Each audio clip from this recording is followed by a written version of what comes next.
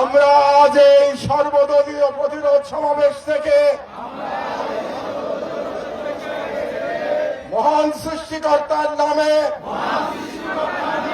শপথ করছি যে জুলাইয়ের গণ আকাঙ্ক্ষার পক্ষে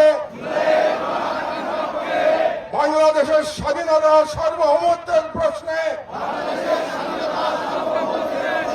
আমরা সকল দলমত নির্বিশেষে ঐক্যবদ্ধ থাকব। দেশের গণতন্ত্র, মানুষের অধিকার ও জাতীয় স্বার্থের বিরুদ্ধে যে কোনো দমনমূলক ফাঁসিবাদী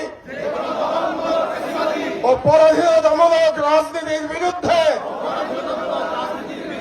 প্রতিরোধ গড়ে তুলব এবং ভারতীয় আধিপত্যের তবেদার জনবিরোধী ও রাষ্ট্রের স্বার্থ বিরোধী শক্তি গুম, খুন ও গণহত্যাকারীদের দল ভারতের মদস্পুষ্ট আওয়ামী লীগ, তাদের সহযোগী, তাদের পক্ষে বয়ান উৎপাদনকারী কালচারাল ফ্যাসিস্ট কাউকে এই বাংলাদেশে অপরাজনীতি করতে দেব না এবং তাদেরকে রাজনীতিতে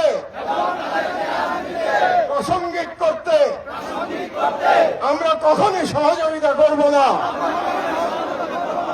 আইনের শাসন, জনতার ক্ষমতা এবং একটি স্বাধীন সার্বভৌম